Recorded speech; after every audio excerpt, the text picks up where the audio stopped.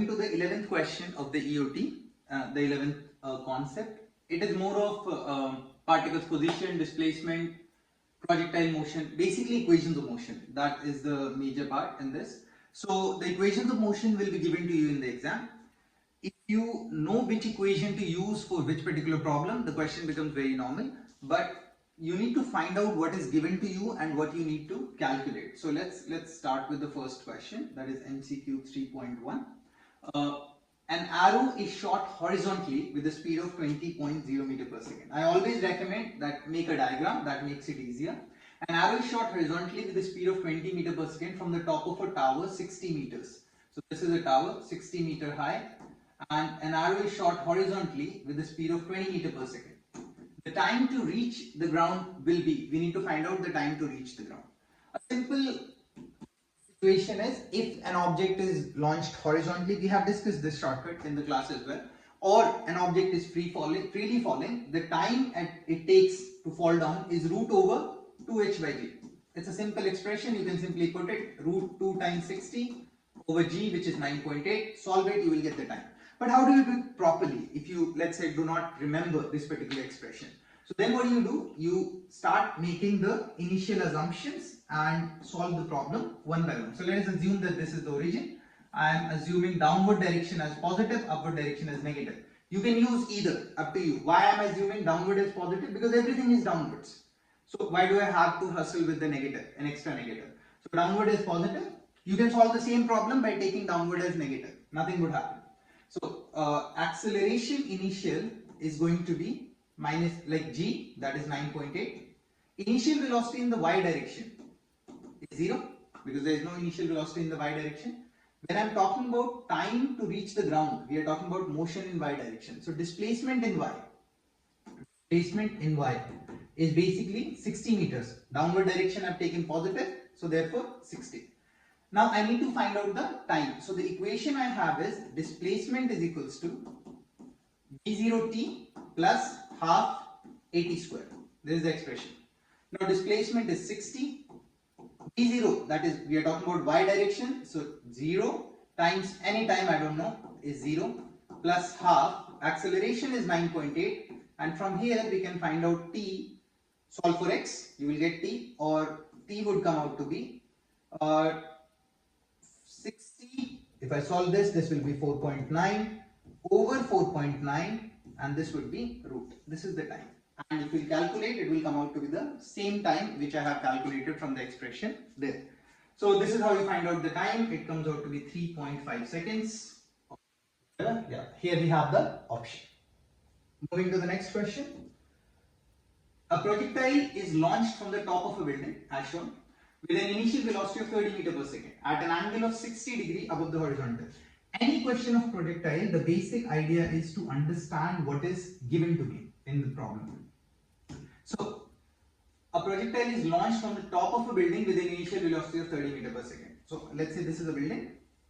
It has been launched from top of the building with a velocity of 30 meter per second at an angle of 60 degrees above the horizontal. The magnitude of its velocity at t is equals to 5 seconds. I need to find out. Now, velocity at 5 seconds. It could be here, it could be here, it could have hit the ground, I don't know. So what I need to find out, because it would have velocity in x as well and y as well. So I'll first do the motion in x direction. Any question of projectile, basic idea is find out what is given to you and individually solve the x and y and you will get the result. Motion in x direction. What is the initial velocity in x? This is 30, this is 60, so this will be 30 cos 60. So v0x is 30 cos 60. What is the acceleration in x? 0. Because in the horizontal direction there is no wind, nothing, so no acceleration. Displacement in x, I don't know. And let's say x and time, they are asking me after 5 seconds. So velocity of x after 5 seconds, we have the equation v is equals to v0, v final, v0 plus acceleration time. So vx, that is the final speed, is v0x plus acceleration into time. Acceleration is 0, so vx is going to be 30 cos 60. cos 60 is half, so this becomes 15 meter per second. This is Vx, velocity in the x direction. You could say 15 meter per second. Now doing the same thing for velocity in y direction. So if I need to find out velocity in y, first I'll do motion in y direction. What do I have? Initial velocity in y, 30 sine 60. 30 sine 60. In the upward direction, I am taking upward directions as positive, downward directions as negative. Acceleration. Now acceleration in y is gravity, because gravity is continuously pulling it down. So negative 9.8 meter per second square, or negative g, because it is in the downward direction. Acceleration in y. Displacement, I don't know. I probably don't even need. I know the total displacement. Remember here, I know the total displacement, but they're not asking me the total time. They're asking what is the velocity at 5 seconds. So I actually don't care that how much time it takes and everything. If they ask what is the total time to hit the ground, then I'll take displacement as this, negative of whatever the height is given. I mean, here it is not given, so it doesn't matter. Displacement, don't care. Time, 5 seconds. So my velocity in y, that is the final velocity, is going to be initial velocity 30 sine 60, which is sine 60 is root 3 by 2. So 30 sine 60, you can put this in calculator.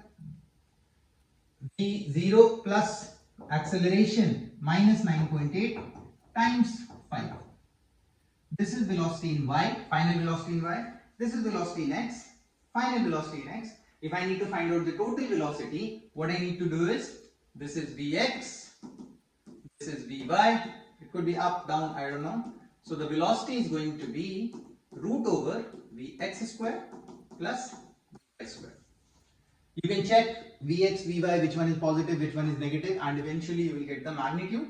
If they ask you for the angle, you can also find out the angle with the vertical, with the horizontal, depending on y over x, or whatever is given to you. Use tan, cos, sine, completely up to you. On to the next question. During a practice, two baseball outfielders throw a ball to the shortstop. In both cases, the distance is 40 meters.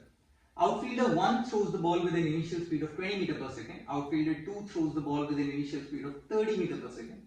In both cases, the balls are thrown and caught at the same height above the ground. Now, the question is, ball 1 is in the air for a shorter time, ball 2 is in the air for a shorter time.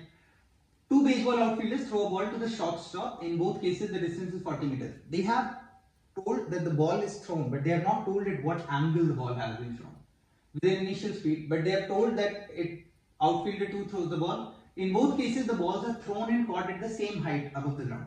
So let's say the ball is thrown from here, and outfielder throws the ball, and another one, let's say, catches it at the same height. Catches it at the same height. Now the height is same, but I don't know the angle. If you calculate the time in case of a projectile, it comes out to be 2v0 sine theta over g. There is an involvement of angle. That means how much time the projectile will take, that depends what angle it is making with the horizontal. And that, what angle it is making with the horizontal, decides how much time it will take.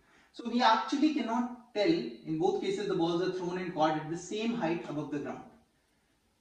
Ball 2 is in the air for a shorter time, ball 1 is in the air for a shorter time. We actually cannot tell because we don't know the angle at which it is thrown. So the answer cannot be decided from the information given. Because we don't have the launch angles, we cannot, so In case the two balls were thrown horizontally, then the answer will be B. In case the two balls were thrown horizontally, then the answer will be B. Ball 2 is in the air for a shorter time. The faster ball travels horizontally faster than the slower one, so the faster ball is in the air for a shorter time and thus gains a smaller vertical velocity. No, this is wrong. So what exactly is happening here?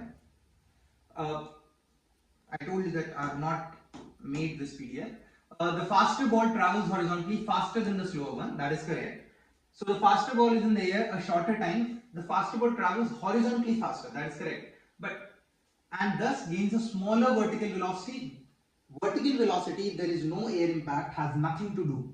Here they have not mentioned anything about that, no air resistance, nothing. So vertical velocity has nothing to do with the horizontal velocity, and here there would not be any gains if we are talking about a situation where there is no resistance, no air resistance. So here this the two answer will be B. That means the second ball would be would take more time and everything. No, it would not work like that, because the vertical velocity does not depend on the horizontal velocity at all. So this part here is, you can see here we calculated the time as well, that x by v naught, but they're not realizing that if v naught is more, x is also more. So eventually time remains same. Time in case of vertical fall is root 2 h by g. It does not depend on the initial velocities what is given in the horizontal direction. So yeah, this part do not over it. Next. For a given initial speed of an ideal projectile, there are launch angles for which range of the projectile is the same. If we need same range for any projectile, for a given initial speed of an ideal projectile is this. So to find for which the range of the projectile is the same, to get the range same, the only thing which is required is that the launch angle, let's say one is theta, other is alpha, they should have a complementary response. That means if one angle is 30, another angle must be 60. In that case, the ranges are going to be same. So there could be infinite many possibilities where the sum of the two angles is 90 degrees. So an infinite number of angles. Only one if the angle is 45, but no, this part is correct. Sorry, wrong. Because yes, at 45 this is fine. The range is maximum. And 45 plus 45 is 90. That is why it is coming as only 1. But it's not like that. Range is given by, you can see the expression here, v naught square sine 2 theta naught. And if we solve this, that there is another angle, then we find out that theta naught plus, let's say another angle is alpha, is equals to 90 degree. Because sine theta and sine 180 minus theta is same. And if they are same, then eventually the 2 theta factor changes the elements and makes the angle complementary to each other. So any two angles, it could be 29, 61, it could be 28, 62. In all these cases, the range is going to be same. So the option here should be an infinite number of angles between 0 and 90, where the sum of the two angles is 90. They are called complementary angles.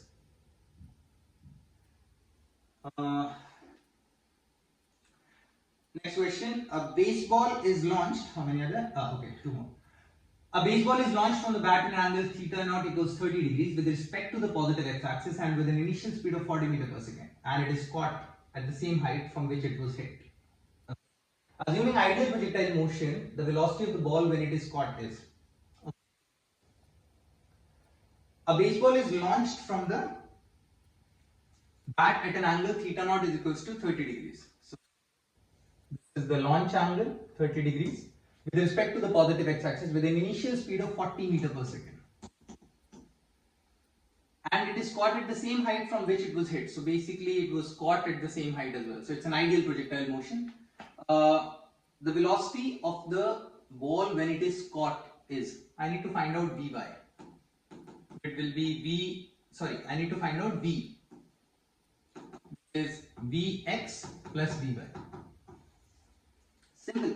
Again, you need to find out the x component of the final velocity, the y component of the final velocity. But before that, we need to find out the time, how much time it takes for the full thing to be covered.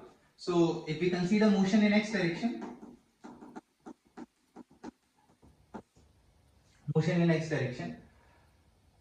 the time taken by the projectile, if I simply tell you, it is going to be 2v naught sine theta by g.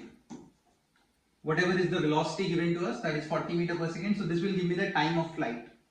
Another way is first you calculate the time of the flight, which we have done in the class by solving x and y, and then you finally find out the velocity.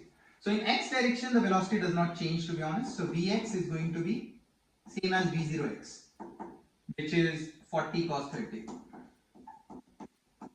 Why it is not changing? Because there is no acceleration in the horizontal direction. Acceleration x is 0. So the equation, which is v equal v0 plus at, this part comes to be 0, so v comes out to be v0. Horizontal velocity remains same.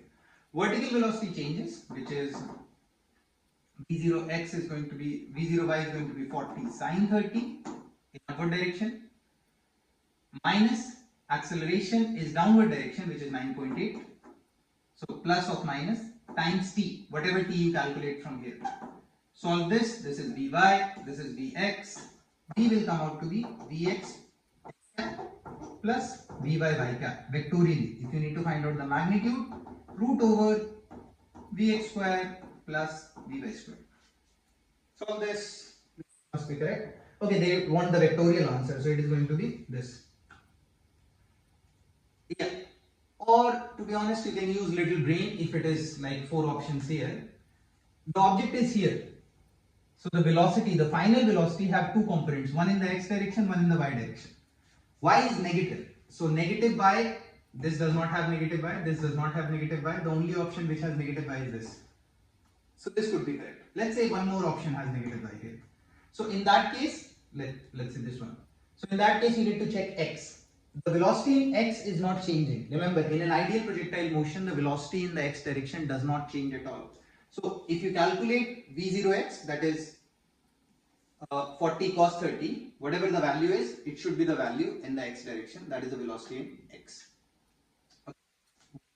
Next question.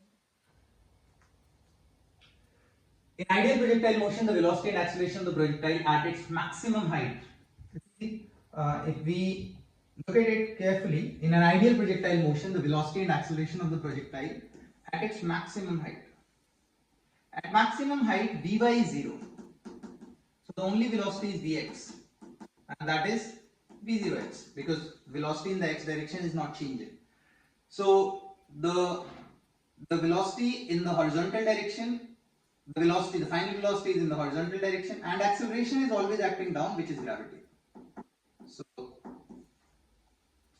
velocity and acceleration of the projectile, velocity is horizontal and acceleration is vertically downward. This is correct. Okay. This is question number 11 or of the EOT.